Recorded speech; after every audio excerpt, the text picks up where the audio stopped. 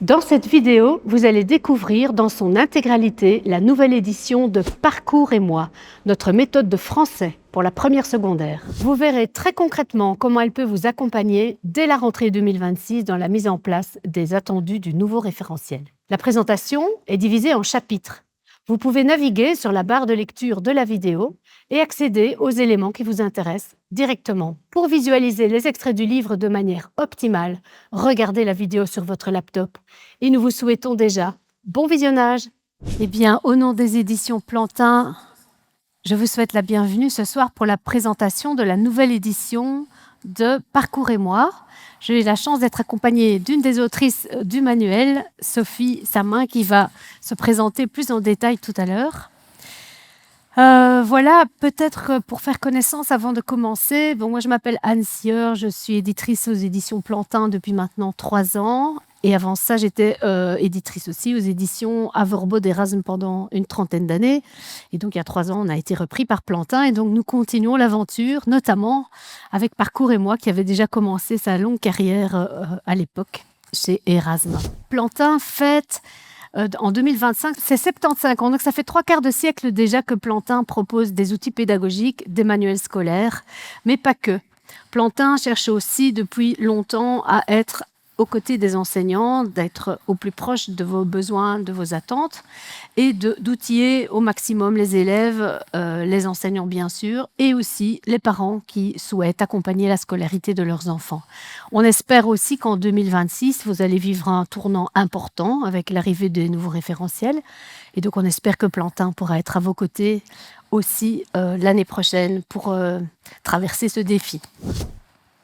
Donc, Parcours et moi français, première année. Il y en a peut-être déjà parmi vous qui connaissez la collection. Il y a quand même aussi beaucoup de nouvelles choses qui ont été apportées dans cette nouvelle édition. Avant de démarrer plus en profondeur dans le manuel, on voulait un peu vous montrer qu'un ouvrage comme une collection, comme Parcours et moi, ça ne tombe pas du ciel en quelques mois. C'est le fruit d'un long processus, d'un long travail.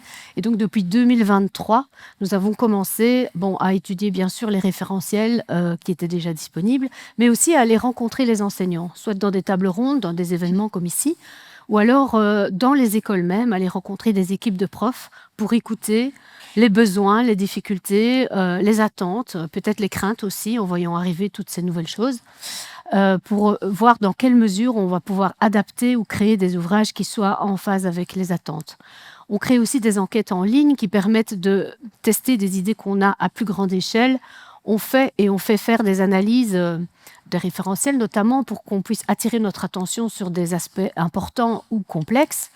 On rencontre des experts en pédagogie, on se forme, on fait des formations pour les auteurs ou pour nous chez Plantin sur des aspects plus pointus comme la différenciation, le bon usage des consignes et des verbes opérateurs ou la différenciation. Que faire pour aider les enseignants à mettre en place la différenciation en classe ?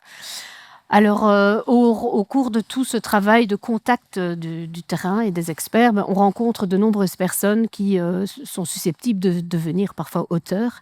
C'est comme ça qu'on constitue ou on renouvelle les groupes et les équipes d'auteurs. Sophie, c'est une collaboratrice de longue date puisqu'elle a commencé depuis le tout début de l'aventure de Parcours et moi. Enfin, quand le concept est déjà prêt, les auteurs créent un premier chapitre qu'on fait tester en classe. Donc, on envoie à différents enseignants pour avoir le retour de professionnels sur l'extrait en question. Et on va aussi voir en classe comment la séquence se passe. Est-ce que les activités fonctionnent bien? Est-ce que ce n'est pas trop chronophage? Est-ce que le niveau est bon? Le niveau des textes, etc. Et puis, on s'entretient avec l'enseignant pour vraiment aller au concret. Et ça nous permet d'affiner le concept pour arriver à quelque chose qu'on estime le plus abouti.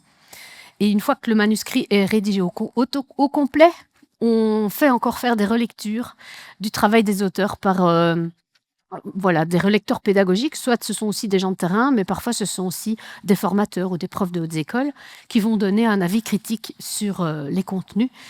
Et quand on est arrivé au bout de tout ça, eh bien voilà le résultat que vous allez découvrir ce soir. Et donc, on pourrait parler longtemps de tous les retours qu'on a eus des enseignants sur les attentes et les difficultés. Ici, on a rassemblé quelques-unes des préoccupations que vous allez certainement reconnaître. Le problème de l'hétérogénéité des classes qui augmente et qui va sans doute encore augmenter avec notamment la disparition du degré différencié. Le fait d'obtenir un outil qui soit conforme au référentiel et puis aux programmes qui sont arrivés après. Difficile de donner envie de lire aux élèves, surtout à cet âge-là. Le fait de pouvoir assurer une transition la plus douce possible avec le primaire, parce que pour certains enfants, le gap entre ce qui est attendu en primaire ou en secondaire les met déjà en difficulté dès le début de l'année. Améliorer l'autonomie des élèves. On sait que plus les élèves vont travailler en autonomie, plus ça va vous libérer du temps pour s'occuper peut-être de ceux qui sont plus en besoin. Et puis alors, le fait de pouvoir intégrer le digital dans les pratiques, comme c'est demandé par les référentiels, mais sans non plus que le numérique prenne trop de place dans la méthode et puisse handicaper peut-être certaines écoles qui sont moins connectées que d'autres. Et donc l'idée, c'est de pouvoir travailler avec Parcours et moi, quelle que soit l'approche du numérique qu'il y a dans l'école. Donc voilà, alors il y a encore d'autres choses, les résultats PISA, la grammaire, en plus avec le nouveau discours grammatical, ce sont toutes des problématiques qui ont émergé. Et donc, suite à tout cela, on est arrivé à mettre en avant 5 grands axes pédagogiques dans toutes les collections de Plantin, qui sont en quelque sorte une promesse que Plantin fait aux utilisateurs d'obtenir un outil dans lequel on a mis en place des aides pour vous aider à mettre en place la différenciation, des outils qui permettent à l'élève d'améliorer leur autonomie dans leurs apprentissages, proposer des contenus qui soient motivants, pas seulement pour les élèves, mais aussi pour vous, parce que vous allez peut-être travailler plusieurs années avec une méthode, il faut que ça reste chouette et que vous trouviez de la variété. Avoir du digital, mais bien dosé, donc à bon escient, on en reparlera plus tard. Et puis avoir un outil clair et structuré. La lisibilité, l'accessibilité pour les 10, c'est quelque chose auquel nous faisons très attention. Et puis avoir une structure récurrente, claire, où l'élève comprend toujours bien où il en est dans le processus. Voilà, j'en ai déjà dit beaucoup. Je vais proposer à Sophie de se présenter et de présenter les 2 autres auteurs qui n'ont pas pu être là aujourd'hui. Et après, on entrera dans le vif du sujet. Voilà, donc nous sommes une équipe de 3 autrices enseignantes, toutes les 3 d'entre une vingtaine et une trentaine d'années. Donc il y a moi-même, donc Sophie Samin, ma collègue directe Sabrina Klinkenberg. Nous travaillons toutes les 2 dans un athénée dans la région verviétoise. Et la 3e collègue qui nous a rejoint pour le Parcours et moi première, c'est Catherine Nullens, qui travaille dans l'enseignement catholique, elle, dans une école à Anu, donc aussi en région liégeoise. Et bien évidemment, chaque fois qu'on reprend un manuel précédent, qu'on réadapte, qu'on réajuste, on ne cite pas tous les anciens auteurs, mais il y a aussi tous les auteurs des anciennes éditions qui sont cités à l'intérieur de ce volet. Alors, je vais encore parler 2 minutes, peut-être pour vous présenter dans les grandes lignes le concept de Parcours et moi. La plupart d'entre vous connaissent déjà, il y a quand même eu des changements. Donc, bien sûr, vous allez rencontrer tous les attendus du nouveau référentiel. Ça a été un petit peu revu dans l'articulation des axes, puisque maintenant on parle de l'axe production, on met ensemble écrire, parler, et puis alors l'axe réception avec lire, écouter. On va maintenant aborder les textes selon d'autres critères, je vais dire, de classification. Donc, on va s'intéresser aux structures dominantes des textes. Et celles-là vont être travaillées à travers, bien sûr, les genres, parce que l'entrée par les genres, c'est quand même quelque chose qui est beaucoup plus maniable pour les élèves. Parcours et moi va se construire en 5 grands parcours qui correspondent plus ou moins aux 5 périodes d'enseignement entre les congés, plus un petit focus, vous verrez, Sophie va vous expliquer, qui aboutissent à 6 chefs-d'œuvre. Pourquoi ? Parce qu'il y a 6 tâches finales prescrites dans le référentiel. Donc, il y a un des parcours qui propose 2 tâches finales. Il y a un focus spécifique sur les stratégies. J'ai mis de lecture, mais en réalité, c'est de réception. Donc, c'est lecture-écoute. Et puis alors, il y a, vous verrez encore des nouveautés comme un portfolio réflexif, etc. Donc, c'est un livre-cahier en un seul tome. Contrairement à une très ancienne édition que peut-être certains d'entre vous ont encore à l'école, on n'a plus le recueil de documents séparés des activités, ce qui était parfois compliqué dans la manipulation pour des élèves si jeunes. Donc maintenant, tout est intégré au fur et à mesure et les documents sont proches des activités d'exploitation.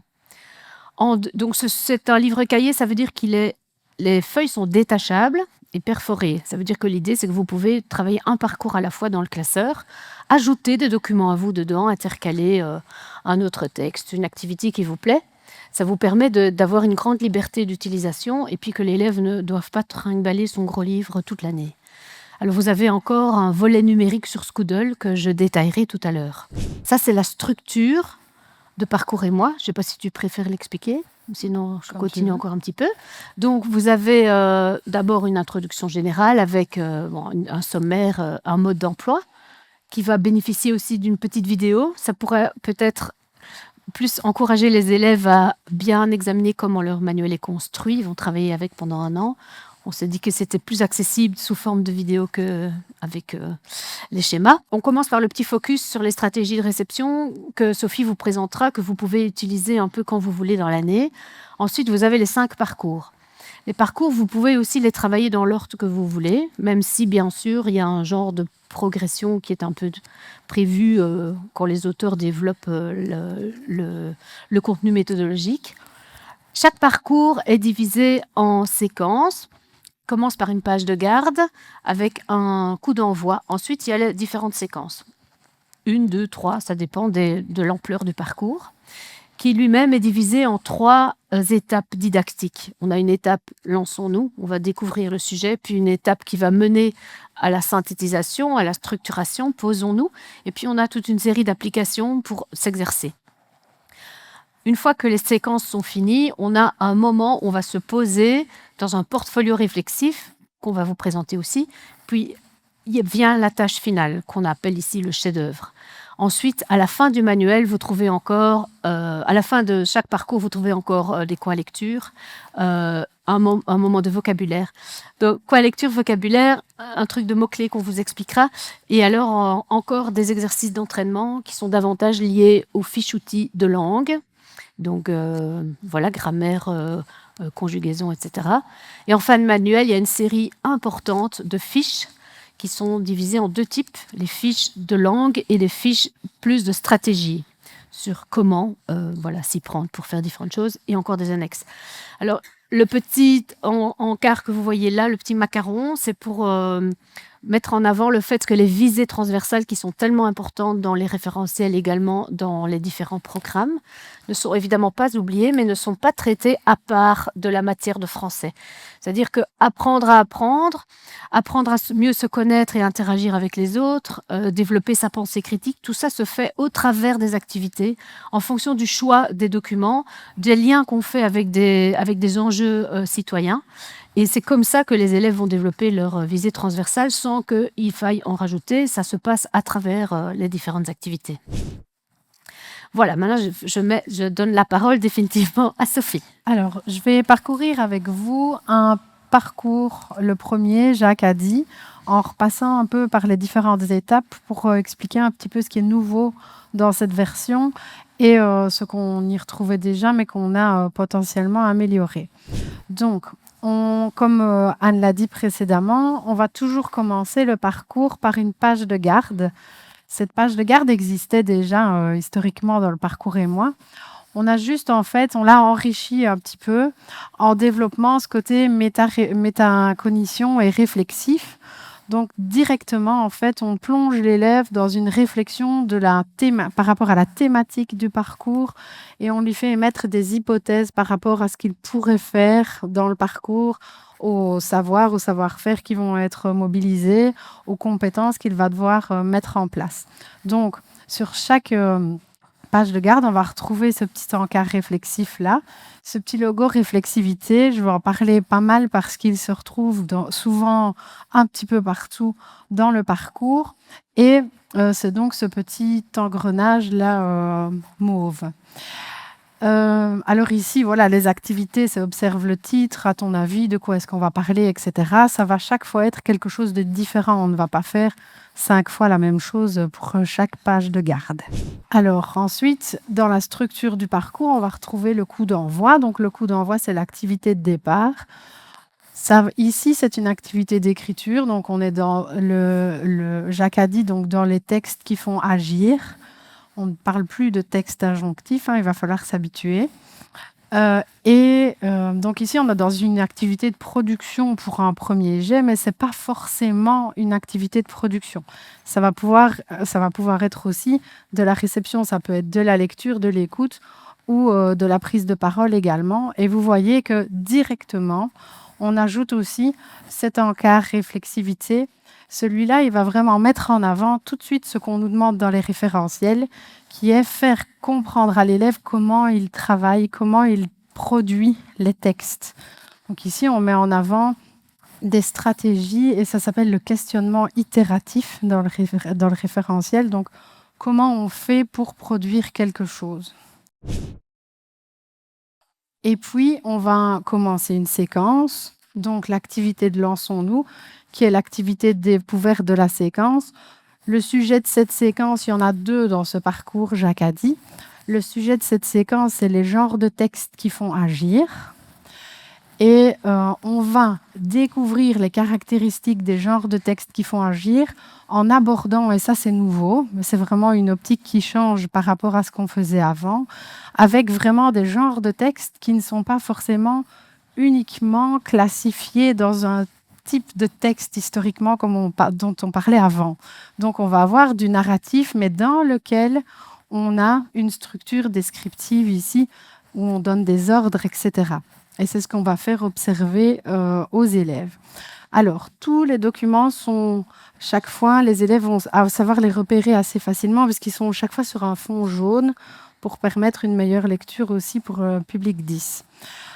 Alors, lors des différentes activités, si on a estimé que l'élève devait mobiliser des savoirs et des savoir-faire qui ne maîtrisaient pas forcément, à chaque fois, on fait le lien avec des renvois à des fiches outils. Donc, c'est ça que vous voyez entouré en rouge. Donc, les fiches langue, L, et puis le numéro. Les fiches stratégie, S, puis le numéro. Alors, dans la proposition qu'on fait par rapport aux différents documents, on a vraiment aussi essayé de varier un maximum les documents plus courts, des textes plus longs, plus accessibles, un petit peu plus compliqués. On a essayé vraiment de doser pour que tout le monde s'y retrouve. Et on a aussi proposé des documents, des vidéos accessibles via des QR codes. Alors, les QR codes, ils sont dans le livre de l'élève, mais vous, grâce au manuel numérique, si vous êtes équipé d'un TBI, vous avez accès en cliquant sur le lien qui est lié au QR code aux documents. Alors, à certains moments, on a, et ça les utilisateurs et ceux qui connaissent déjà un petit peu le parcours et moi, on a vous voyez tout au-dessus, des le savais-tu. Donc les le savais-tu, c'est des petits moments culture en fait.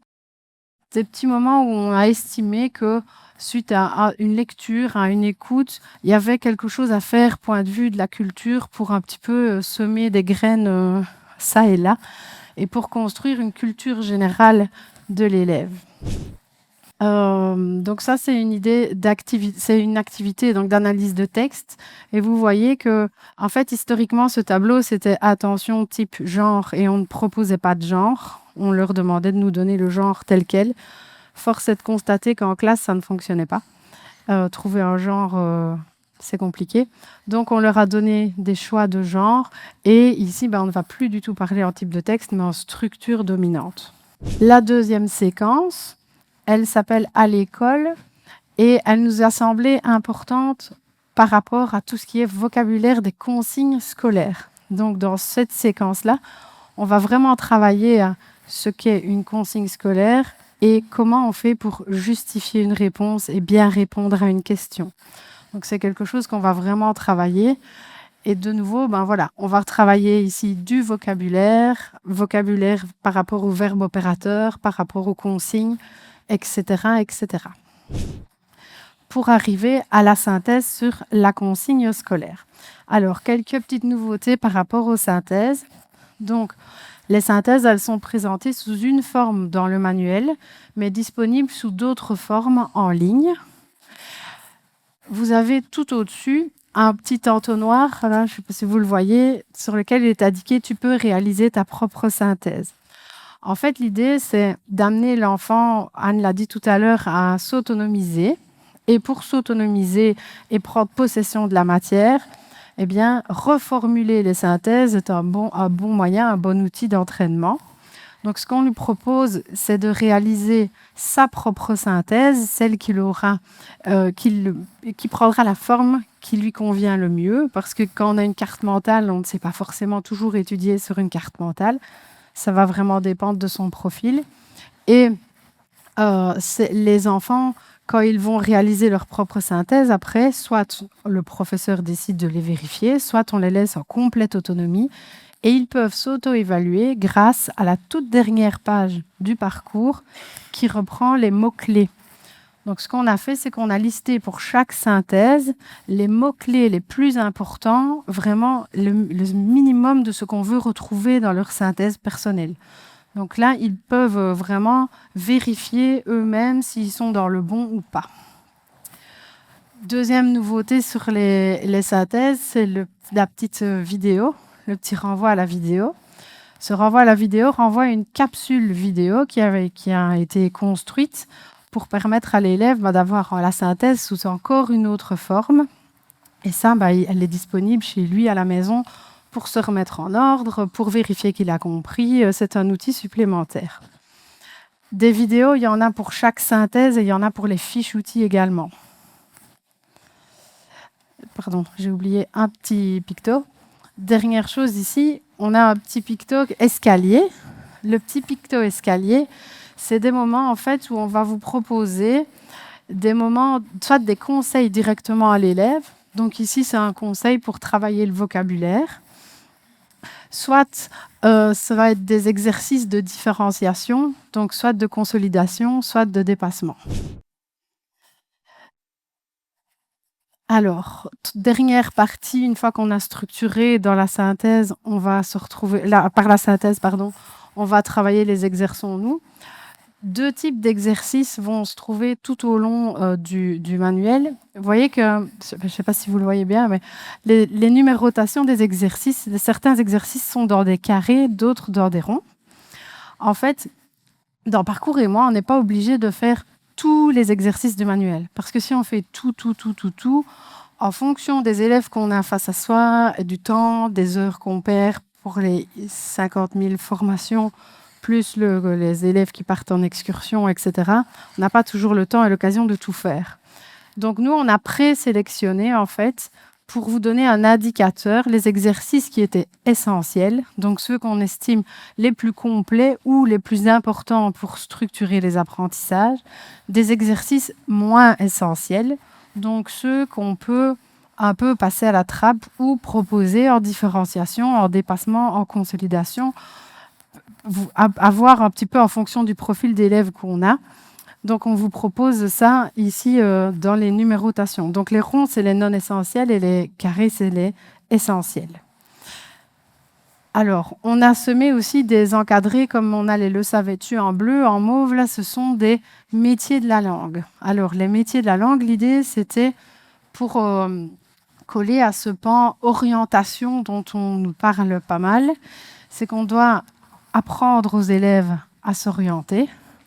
Et ici, ce qu'on propose pour développer cet axe-là, c'est des petits descriptifs de différents métiers qui sont liés à la langue française, en fait. Donc, on en a semé un petit peu dans tous les parcours quand ça s'y prêtait.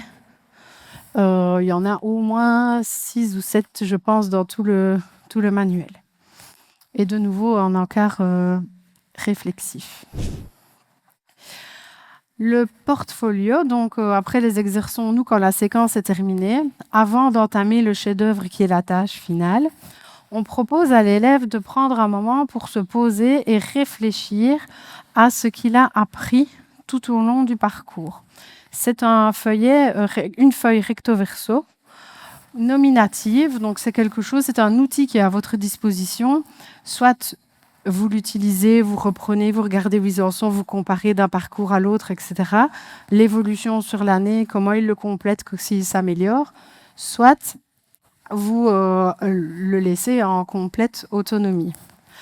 Alors, l'idée, c'est vraiment de faire le point sur ce qu'il connaissait au préalable, ce qu'il a appris, et puis après, de faire le point sur, on va arriver au chef-d'œuvre, qu'est-ce que je retiens de ce parcours ? de quoi est-ce que je vais avoir besoin comme fiche-outil, comme synthèse pour réaliser le chef-d'œuvre, etc. Qu'est-ce que j'ai mis en place comme stratégie de réception, dont je vais parler juste après. Et comme ça, il a aussi une petite synthèse de la matière nécessaire à la tâche qui lui sera demandée. Ici, c'est assez guidé pour des premières années. L'idée, c'est vraiment de faire un portfolio qui va être évolutif et de plus en plus dans lequel l'élève va être de plus en plus autonome par rapport à sa réflexion, donc en S2 puis alors en S3. On arrive donc en fin de parcours avec le chef-d'œuvre. Donc le chef-d'œuvre, c'est la tâche finale. C'est celle qui est complexe, qui va combiner les fiches-outils, les savoirs, les attendus, tout ce qu'on a fait dans le parcours. Et c'est une proposition qu'on vous fait là de chef-d'œuvre qui colle au prescrit du référentiel. Il y a parfois plusieurs propositions en ligne, plusieurs autres idées. Donc, ce chef-d'œuvre, il peut être le chef-d'œuvre sommatif que vous décidez de réaliser en fin de parcours, mais pas forcément. Ça peut être celui-là, le formatif, et que vous fassiez, bien évidemment, celui qui a toujours marché, que vous faites depuis 10 ans, parce que ça fonctionne bien avec les élèves. Ça n'a aucune importance du moment qu'il soit en adéquation avec les savoirs et les synthèses qu'on aura vus dans le parcours. Alors, avant de se lancer dans le chef-d'œuvre, de nouveau, on réfléchit, qu'est-ce qu'on va mettre en place, qu'est-ce que je vais devoir mobiliser comme savoir-faire. Et on ajoute un petit picto conseil avec « N'oublie pas d'aller consulter la fiche stratégie 13 » qui est la fiche qui renvoie à une méthode pour bien rédiger et comment faire pour se relire, etc., etc. Ensuite, les pages qui se trouvent après le chef-d'œuvre, c'est des pages que vous pouvez faire un petit peu à tout moment du parcours. Ça, c'est une nouveauté. Donc, on a ajouté, suite aux demandes du terrain, donc Anne disait tout à l'heure, avant de refaire un nouveau manuel et de refondre ce qui est déjà fait, on interroge le terrain et dans les demandes du terrain, donc des enseignants utilisateurs, c'était qu'on ne travaillait pas assez le vocabulaire. Donc, on a ajouté des exercices de vocabulaire ça et là dans tout le manuel et on a ajouté 7 pages qui consistent simplement à travailler le vocabulaire, alors de manière plus ou moins ludique. On a quand même essayé de faire des choses sympas. C'est 1 heure de travail du vocabulaire. Alors ici, c'est classer les mots en fonction, les verbes opérateurs en fonction de leur catégorie. Est-ce que c'est des verbes qui me demandent d'observer, des verbes qui me demandent d'analyser, etc. Mais par exemple, dans le parcours sur le portrait, on a une activité plus classique où on leur demande de compléter des listes de mots tout au long du parcours. Et puis alors, une deuxième activité qui est beaucoup plus ludique, qui consiste à un bingo des adjectifs. Je vous laisserai découvrir ça. La lecture est un point assez important qu'on doit absolument continuer à développer, bien évidemment. Et dans le référentiel, on va vraiment travailler les compétences en 2 axes, donc l'axe de production et l'axe de réception. En première, on a décidé de se focaliser un petit peu plus sur cet axe de réception. Ça nous semblait le plus abordable pour des premières. Et donc, tout au début du manuel, il y a ce petit focus qui fait une dizaine de pages et qui est tout un parcours réflexif sur les stratégies, donc ce qu'on va mettre en place pour mieux lire et mieux écouter. Donc, ces deux compétences-là, en fait, les stratégies sont vraiment liées tout le temps. On peut les appliquer à l'un ou à l'autre. Et l'idée, c'est vraiment de passer par plein de petites activités pour faire prendre conscience aux élèves qu'en fait, ils font déjà plein de choses, mais qu'il y a des choses qu'ils peuvent vraiment essayer de mettre en place pour s'améliorer en lecture et en écoute. L'autre pan, donc lecture plaisir, à la fin de chaque parcours, là, c'est la dernière page de chaque parcours, on vous propose le coin lecture. Le coin lecture, c'est 4-5 idées de lecture récentes, les plus récentes qu'on puisse trouver. Et on a vraiment essayé de varier les propositions, BD, manga, roman graphique, roman, des plus longs, des plus courts, des plus accessibles, des un petit peu plus compliqués. On essaye aussi de proposer des choses qui ne sont pas trop chères, Parce que si on met un super bouquin mais qui coûte 35 euros, on se doute, à part dans certaines familles privilégiées, qu'il ne va pas être vraiment recommandé. Donc voilà, on essaye vraiment d'être le plus accessible possible. Et à chaque fois, ces lectures sont en lien avec la thématique du parcours. Alors, on en arrive aux derniers outils du manuel. Donc, on va retrouver à la fin de chaque parcours des entraînements. Alors, les entraînements, c'est des exercices liés aux fiches langues dont l'élève va avoir besoin pour réaliser le chef-d'œuvre. Donc, si à un moment du parcours, on a renvoyé à l'indicatif présent, mais qu'il n'aura pas forcément besoin de l'indicatif présent dans le chef-d'œuvre, on ne va pas forcément vous proposer des exercices d'entraînement sur l'indicatif présent. Par contre, s'il en a besoin, là, on va en proposer. Donc, vous voyez ici, donc, toujours dans ce parcours, Jacques a dit, on refait un petit peu de conjugaison quand même, indicatif présent, impératif, subjonctif. On propose quelques petits exercices avec, en haut, un QR code qui renvoie aux solutions pour les élèves qui travailleraient en autonomie et qui voudraient s'auto-évaluer. Ces exercices ne sont bien évidemment pas suffisants en fonction de votre profil d'élève, en fonction des différentes difficultés des élèves. Donc en ligne, il y aura aussi des dossiers d'exercices imprimables en PDF de drill. Ça va, pour revoir les différents points langue. Les fiches outils, donc je l'ai dit, classées en 2 catégories, langue et stratégie. Ici en dessous, les fiches qui sont reprises sur le fond un tout petit peu plus grisé, ce sont les fiches qu'on a décidé, parce que manque de place dans le livre pour qu'il ne fasse pas 500 pages, c'est les fiches qu'on a décidé de mettre en ligne. Alors, c'est des fiches qui sont censées être en prérequis, en fait. Donc, toute la conjugaison, les classes des mots, les homophones, tout ça, en principe, déjà maintenant, normalement, sont des prérequis. Mais on a tenu à quand même maintenir ces fiches quelque part parce que on sait qu'on a quand même toujours besoin d'un petit rafraîchissement de temps en temps. Et les élèves y ont accès soit sur leur Scoodle, soit vous leur imprimez, c'est un dossier qui sera imprimable, soit via le QR code qui est là, et alors là, ils savent aller les consulter. Voilà une fiche outil. Alors, on a mis celle que vous allez préférer. Comment identifier les fonctions dans la phrase, celle qui fait le plus peur. Donc, on a vraiment adapté toutes les fiches langues au discours grammatical, c'est-à-dire à ce qu'on nous demande d'appliquer en classe les nouvelles terminologies, les groupes de verbes, il n'y en a plus que 2, hein, prédicat, j'ai dit le gros mot, apport, support, tout ça. Vous allez découvrir, je ne vais pas vous faire un exposé ce soir là-dessus, je ne suis certainement pas spécialiste au point de pouvoir en faire une conférence. Mais voilà, on a essayé vraiment dans les fiches d'être les plus clairs possibles pour les élèves, mais aussi pour les enseignants, parce que l'idée, c'est aussi de vous soutenir, vous.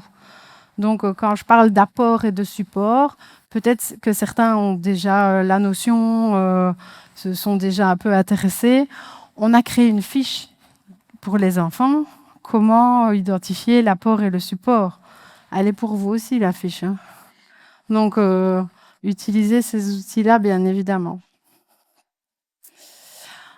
Voilà. CDV, CIV, attribut du sujet, tout ça ne change pas. Hein. Apposition, épithète, n'ont pas révolutionné le monde. Les verbes opérateurs et les consignes, donc Anne l'a dit, on a eu des formations qui nous ont vraiment aidés par rapport à la différenciation, mais aussi par rapport au fait de formuler les consignes les plus claires possibles. On sait qu'on a un public très hétérogène, mais aussi avec beaucoup d'enfants de plus en plus qui ont des troubles de l'apprentissage. Et la formulation des consignes, ne pas mettre les enfants en double tâche, etc., c'est quelque chose qu'on nous demande de plus en plus aussi. Donc voilà, on a vraiment essayé de structurer les consignes de la manière la plus claire possible.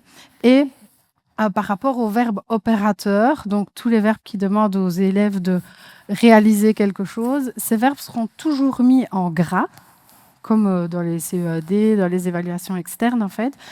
Et ces verbes opérateurs sont listés, pour ceux qui ont feuilleté le manuel déjà, en C3, donc la troisième de couverture, qui est cartonnée.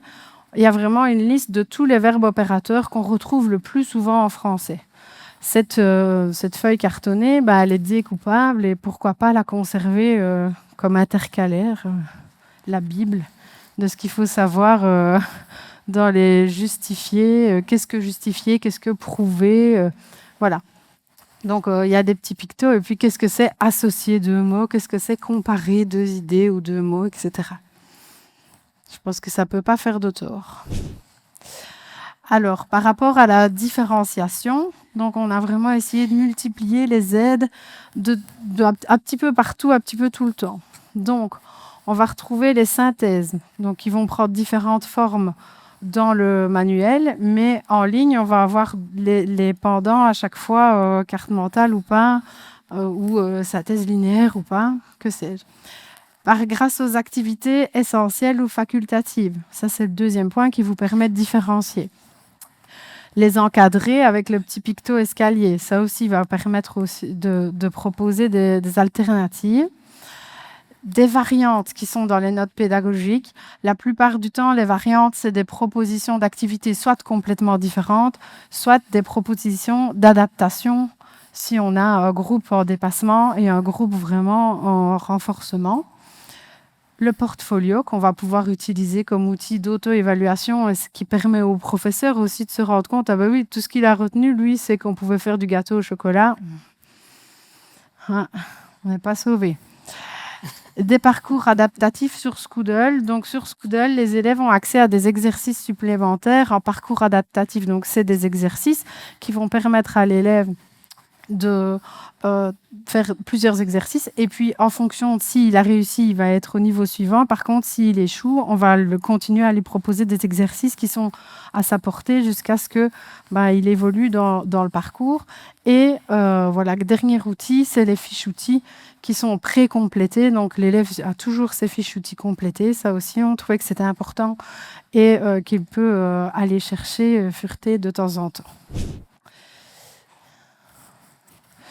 La métacognition, un pan important, vous l'avez compris, de ce qu'on nous demande et puis de ce qu'on retrouve dans le manuel. On en retrouve vraiment disséminé partout. Ce n'est pas obligatoire de tout faire tout le temps dans les métacognitions, mais voilà, c'est un moment opportun, un moment qui vous semble, ce moment-là, j'ai le temps de vraiment prendre le temps de réfléchir, de faire quelque chose avec ça pour faire évoluer les élèves et les faire réfléchir. Ça, c'est pour toi. Ah, voilà. Et je rends la parole à Anne. Oui, merci beaucoup Sophie pour ces détails très importants de la méthode. Ici, moi, je vais vous parler en deux mots. Peut-être que certains parmi vous enseignent dans le réseau libre et donc vous êtes au courant que le PC est censé être enseigné de manière transdisciplinaire et chaque enseignant, dans sa discipline, doit faire de l'éducation philo et citoyenneté. Or, tout le monde n'est pas formé pour faire ça. Le référentiel EPC est quand même bien costaud. Et donc, on s'est dit que c'était peut-être intéressant de donner des pistes pour vous permettre de vous y essayer, chacun à sa mesure.